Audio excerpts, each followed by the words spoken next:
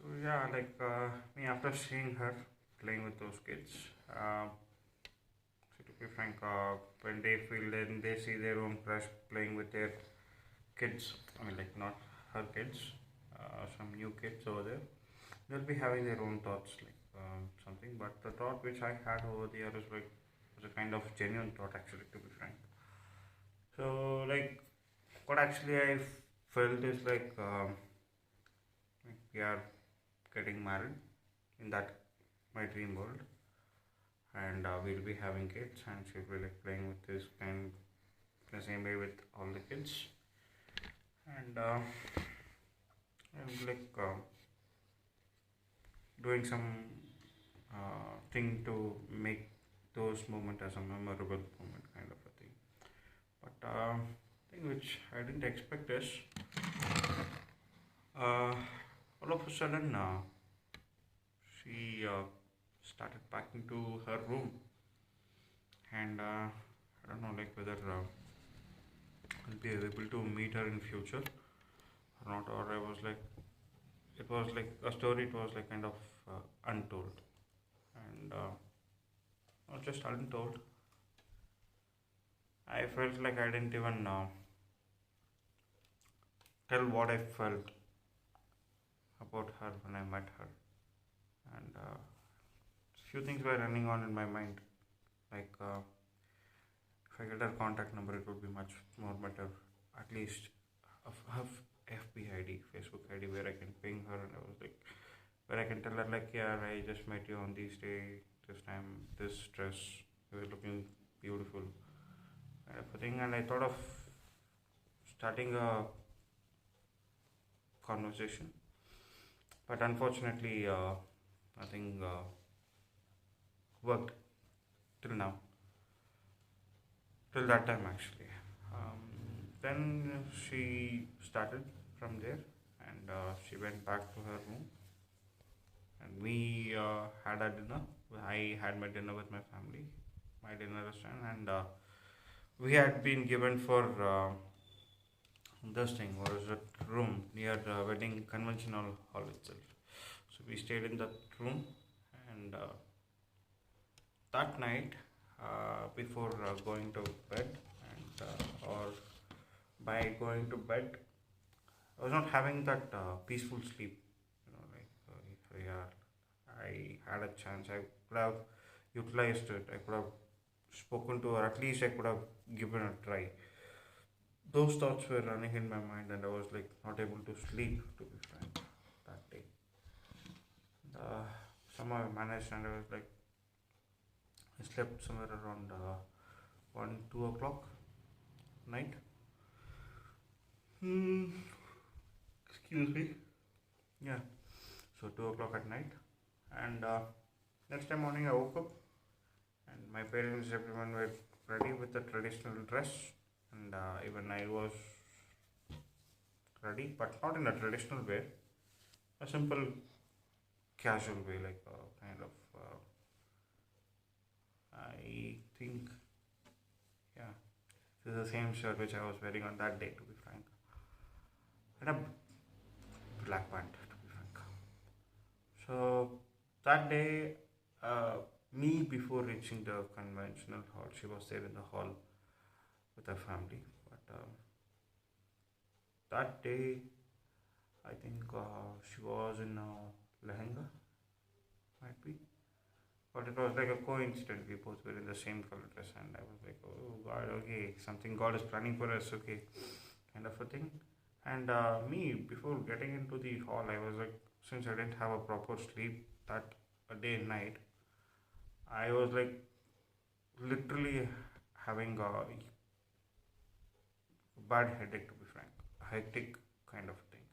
So I was like running to here and there to get a coffee so that I can have a coffee and I can reduce my headache, kind of a thing. So which I actually did it. I just went to the dining hall and I took a coffee, and I came back, and my parents were like, they were talking to her parents, and that was like quite surprising for me. I was like, what these people are doing now itself. And they were like, they called me and they introduced me I mean, like my mom and dad introduced me to their mom and dad. They were like, I saw you when you were only this much, dude. You were like wearing that small chaddi, small t-shirt, and you were laundering here and then running in my home like a kiddo. And now you are grown up this much big. What you're doing, those discussions were going on that time. So I was like, yeah, I was doing some engineering stuff, to be frank. So we just had a conversation, and I just moved away from that space. And I noticed my sister is talking to her actually. Like, okay, anyway, she's talking to her. Let me let them have their own space. And I had some couple of works to do, like where I have to arrange for all those that, what is it, Muhurtam stuff. And again, this Muhurtam day is a kind of a very special day for me, like where that will be there in my thoughts forever, to be frank. Because that day was the first day where I got a chance to speak to her, to be frank. Yeah, so I just went to terrace, I started preparing things over there, and I came back, settled down somewhere in order to take some rest. And I saw my sister is like, Day, Anna, come here. Usually she calls me in that way, and I thought like she'll be introducing me in a better way, but unfortunately that didn't happen because every brother has a sister like this, like who's ready to pull your leg always in front of your crush. So my sister is one of that kind, to be frank. So after having that discussion, and I was like, yeah, just a formal introduction thing. I was like, yeah, hi. So done. Just a simple hi. Again, I was nervous to speak to her, so I just came out of that space and I sat alone. But still, I had a high on her. I was just looking at her, and all of a sudden, my sister was like, "Come, we'll go to terrace. We'll have some time over there," because I feel like these people over here are like quite old age people. So they were like, "We'll go to terrace and we'll have some fun over there." So all the cousins we picked up everything, whatever we have in our hand, like water and few stuffs to play, and we went to terrace and we started playing our family game over there. And after a couple of minutes, like we had a time to have a communication with each other. Like we started talking to each other, like, and we started knowing each other. Like I just asked her, like, what is she doing, where is she from, and what is her future plan. All those things I was asking. She was like, whatever. Like she said that she was doing a graduation. She was about to complete it, and she has a plan to move into a different city in order to work. That was there, and I was like, okay. And she like she asked me the same question. I was like, yeah, even I'm doing my some engineering stuff. Even I'm planning to move to a same city where you have planned for my higher education. So that was the kind of hint which we had, and she just asked me a question like whether do I know to uh, talk Hindi, or she was asking what are the different languages that you know to speak, the usual communication that we had. So I told her like yeah, these are the languages which I know, and I just told her like I just wanted to dedicate a song to you, which often runs in my mind, and I just told her the song like yeah, I just wanted to dedicate this song like a bin tere song is there in Hindi. I don't know why I all of a sudden feel like dedicating it to you. And to be frank, I'm not that pandit in Hindi. I don't know much Hindi at that time. I didn't know that. So I just told her like, what is the meaning of this song? She was like, whatever the problems you have, uh, it's mine. So don't worry about anything. Kind of thing she said. I was like, okay, fine. So later were like, we didn't have much time to spend with each other by ending this communication itself. It's almost like from the breakfast time it came to lunch time, and we went back to our dining area. And before that, she got a call from her dad, and her dad was like, "Rhea, come soon. We have to finish our lunch and we have to pack back to our hometown. So come quickly. We'll get ready." So they started moving, and we all went with together to the dining hall. And once she saw her dad, she and her family, she started moving and leaving me behind. To be frank, I was like, "Yeah, movement, katham, done. That's all. Forget about it. Whatever it is." So we had that sweet moment for a couple of minutes. That's it. Uh, Later she went and few steps she kept forward and she turned back and she was like, how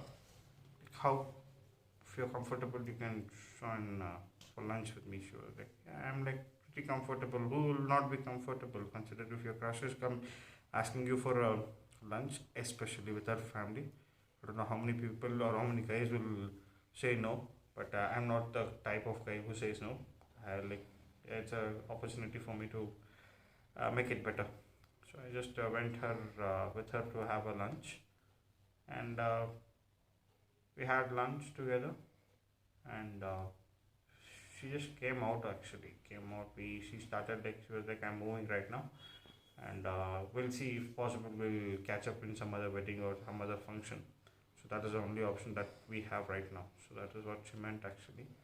But that communication, I was like, the words which she said, it was like quite sharp, but I was like, I'm not sure like whether I'll be meeting her in future or not. And I told her like, okay, let's see if time permits and if everything goes well, we'll meet. If not, let's see. And I felt a bit low. So later, once she started moving from that place, I don't know how she was like. I just got a call actually from an unknown number. I just picked the call and I was like, dude, it's me. I was like, who's this? She was like, yeah, dude, it's me. Then later I recognized her voice, and she was like, yeah, this is my number. Save the contact number. I was like, how the hell did she get my number? Who did give my number to her? This was the question which was rising in my mind.